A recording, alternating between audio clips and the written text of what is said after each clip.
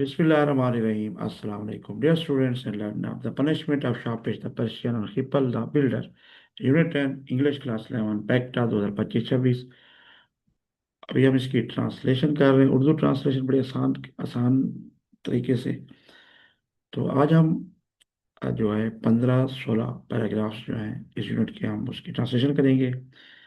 ये ट्रांसलेशन आपको Bukhari information technology system bits के डिजिटल प्लेटफॉर्म से हम लेके आ रहे हैं, और मेरा नाम सैयद सफदर हसन शाह है। आइए स्टार्ट करते हैं। सो हमारा जो तरीका रहा है, हमने उस तरीके से 15वां ये पैराग्राफ है। They came to the garden and behold these were full of weeds and nettles, the fountains dry, no tree to be seen, a desert. आइए इनके मीनिंग देखते हैं शॉर्ट करके। दे केम टू गार्डन्स, वो बागों तक पहुंचे। एंड बिहोल्ड, और देखो। दीज वर फुल, वो भरे हुए थे। ऑफ वीड्स एंड निटल्स, जड़ी बूटियों और बिच्छू बूटियों से। ठीक है जी। द फाउंटेन्स ड्राई, फवारे खुश्क। नो ट्री, दरख्त नहीं। टू बी सीन, दिखाई देना। ए डेजर्ट, वीराना, सहरा जिसे कहते हैं। वो बागों तक पहुंचे, देखो वो घास फूस फूस यानी कि जड़ी बूटियों से भरे हुए थे और बिच्छू बूटी से भरे हुए थे। हमारे खुश्क थे, कोई दरख्त दिखाई ना देता था, एक वीराना था। नेक्स्ट।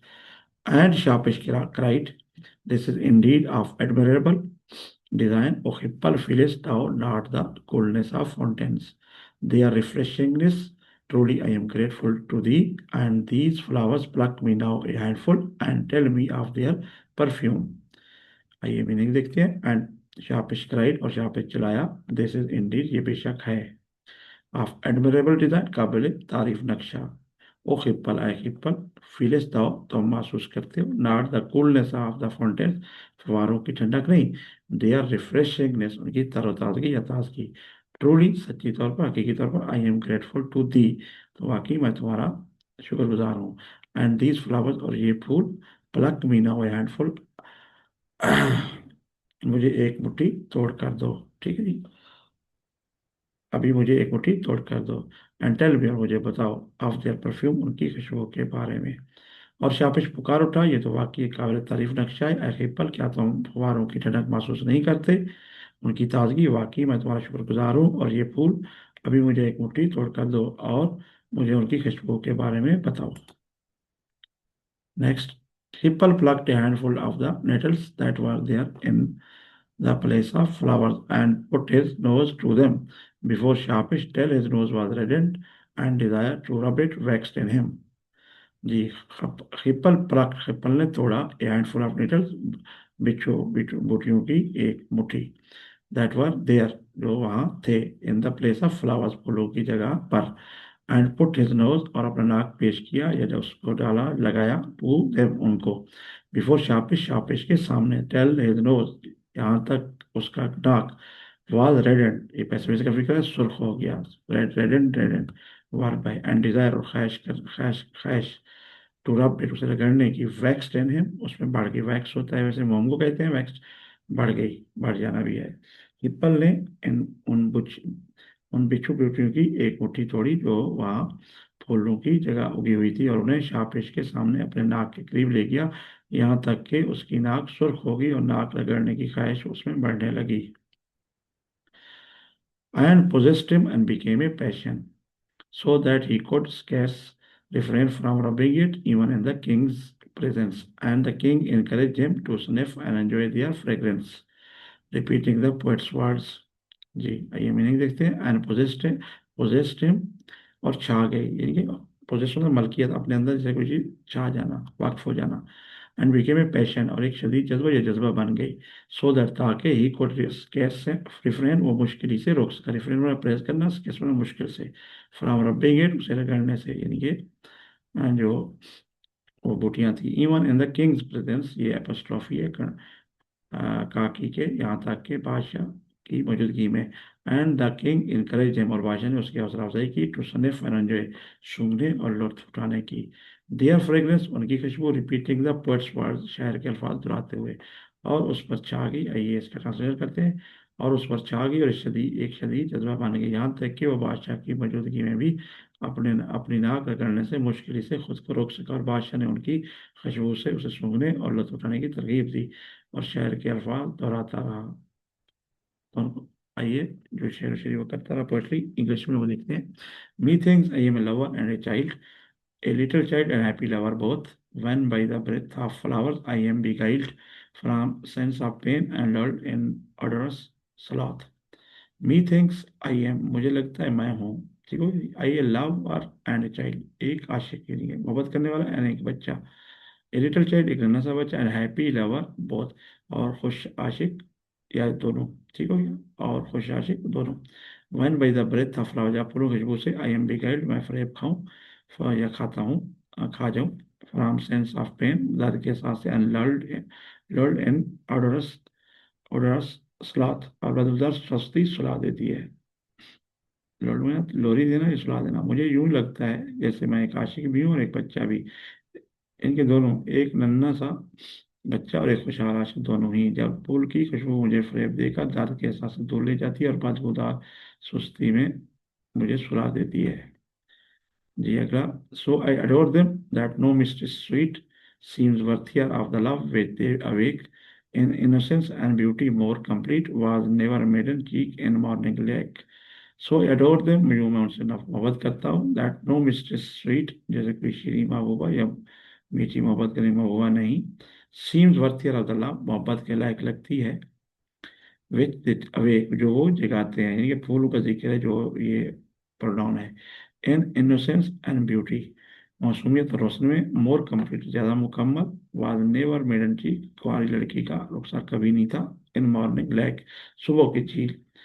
यूं मैं उनसे मोहब्बत करता हूँ कि कोई भी शेरी महबूबा उस मोहब्बत के लायक ज्यादा लायक नहीं लगती जो वो फूल मेरे दिल में जगाते हैं, मासूमियत और उसमें से ज्यादा कामिल कोई कुंवारी लड़की का रुखसार कभी सुबह की झील में ना था। जी लास्ट इसका इस लाइन पोएट्री का, ओह ओह while I live surround me with fresh flowers, oh when I die then bury me in their bowers. Oh white I काश, जब तक आई लिव मैं जिंदा रहता हूँ, सराउंड में मुझे घेरे, विद फ्रेश फ्लावर्स ताज़ा फूलों से, ओह व्हेन आई काश, जब आई डाई मैं मरता हूँ या मर जाऊँ, देन बरी मी तो मुझे दफन करना, इन देयर पावर्स उनकी झुरमट में जो गुच्छा होता है, आई काश जब तक मैं जिंदा रहूँ मुझे ताज़ा फूलों ने घेर रखा हो, आई काश जब मैं मर जाऊँ तो मुझे उन्हीं की झुरमट में दफन करना। सो डियर स्टूडेंट लर्नर, ये हमने कंप्लीट कर लिया आज के लेक्चर का जो था, सेंटेंस और शॉर्ट कर करके छोटे करके। अभी हमेशा की तरह हम सबसे पहले इंग्लिश पढ़ते हैं और फिर इसकी उर्दू भी करते हैं, तो होपफुली आपको ये क्लियर होगा। अगर आपने अभी तक हमारे यूट्यूब चैनल को सब्सक्राइब नहीं किया तो काइंडली हमारे चैनल को सब्सक्राइब कर दें और बेल आइकन भी प्रेस कर दें, ज़्यादा से ज़्यादा फ्रेंड्स से भी शेयर करें, यही हमारा मकसद है कि सब ज़्यादा से ज़्यादा जो हमारे जानने वाले हैं जो सीख रहे हैं उनको सीखने का मौका मिले, और वो स्टूडेंट जो पढ़ रहे हैं वो मार्क्स भी लें और नॉलेज भी गेन करें। जी आइए स्टार्ट करते हैं। कंप्लीट जो हमने आज देखा, आज पढ़ा, जो स्टार्ट करके अभी उसका कंप्लीट हम पढ़ लेते हैं English pronunciation. They came to the garden, and behold, these were full of weeds and nettles. The fountain is dry, not ready to be seen. A desert, and Shapish cried, this is indeed of admirable design. O Hippal, feelest thou not the coolness of the fountains? And their refreshingness, truly I am grateful to thee. And these flowers pluck me now a handful, and tell me of their perfume. Hippal plucked a handful of the nettles that were there in the place of flowers, and put his nose to them before Sharpish till his nose was reddened, and desired to rub it waxed in him and possessed him, and became a passion so that he could scarce refrain from rubbing it even in the king's presence. And the king encouraged him to sniff and enjoy their fragrance, repeating the poet's words. Methinks I am a lover and a child, a little child and a happy lover both, when by the breath of flowers I am beguiled from sense of pain and lulled in odorous sloth. So I adore them, so that no mystery sweet seems worthier of the love which they awake.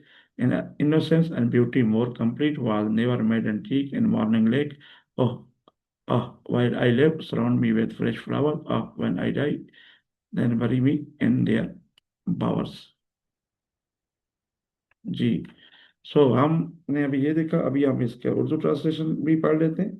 वो बाग तक पहुंचे, देखो वो घास फूस और बिच्छू बिच्छू से बूटी से भरे हुए थे, फवारे खुश्क थे, कोई दरख्त दिखाई ना देता था, एक वीराना था, और शापिश पुकार उठा, ये तो वाकई एक काबिल तारीफ नक्शा है पल, क्या तुम फवारों की झलक महसूस नहीं करते, उनकी ताजगी, वाकई मैं तुम्हारा शुक्रगुजार, और ये फूल अभी मुझे एक मुट्ठी तोड़ कर दो और मुझे उनकी खुशबू के बारे में बताओ। हिप्पल ने उन बिच्छू बूटियों की एक मुट्ठी तोड़ ली जो वहाँ फूलों की जगह उगी हुई थी, और उन्हें शाहपेश के सामने अपनी नाक के करीब ले गया, यहाँ तक कि उसकी नाक सुर्ख हो गई और नाक लड़ने की ख्वाहिश उसमें बढ़ने लगी, और उस पर छा गई और एक शदीद जज्बा बन गई, यहाँ तक कि वो बादशाह की मौजूदगी में भी अपनी नाक रगड़ने से मुश्किल से खुद को रोक सका, और बादशाह ने उसे सूंघने और उनकी खुशबू से लुत्फ उठाने की तरगीब दी और शहर के अल्फाज दोहराता रहा। मुझे यूँ लगता है जैसे मैं एक आशिक भी हूँ और एक बच्चा भी, एक नन्हा सा बच्चा और एक खुशहाल आशिक दोनों ही। जब फूलों की खुशबू मुझे फ़रेब देकर दर्द के एहसास से दूर ले जाती है, और खुशबूदार सुस्ती में, या बदबूदार, बल्कि खुशबूदार की जगह बदबूदार होती है, जो ऑर्डरस थी ना साहब से, तो उसको कह सकते हैं, मैं मुझे सुला देती है, यूं मैं उनसे मोहब्बत करता हूँ कि कोई भी शीरीं महबूबा उस मोहब्बत के लायक, ज़्यादा लायक नहीं लगती जो ये फूल मेरे दिल में जगाते हैं। मासूमियत और हुस्न में इससे ज़्यादा कामिल कोई कुंवारी लड़की का रुखसार कभी सुबह की झील में ना था। ऐ काश जब तक मैं जिंदा रहूं मुझे ताज़ा फूलों ने घेर रखा हो, ऐ काश जब मैं मर जाऊं तो मुझे उन्हीं के जरमट में दफन करना। वैसे ऑर्डरस होता है जो बदबूदार हो, यहाँ पे आप खुशबूदार भी कह सकते हैं, दोनों चीज़ चल सकती हैं। क्योंकि खुशबू ही होती है, जो हम सोते हैं तो यकीनी बात है कोई बदबू से नहीं सो सकते, तो पीछे हमने इसका लफ्ज बदबूदार भी लिखा था, तो ज़्यादा बेस्ट खुशबूदार भी आप लिख सकते हैं। जी, तो ये था हमारा आज का लेक्चर। अगर आप हमसे कांटेक्ट करना चाहते हैं तो कांटेक्ट कर लें, bukhari@gmail.com, कोई क्यूरी है, व्हाट्सएप है 03205996 143, और ये हमारा यूट्यूब चैनल है, कैंडी इसको सब्सक्राइब कर दें, बेल आइकन भी प्रेस कर दें, ज़्यादा से ज़्यादा दोस्तों से भी शेयर करें। ये था हमारा आज का लेक्चर। अल्लाह हाफिज़।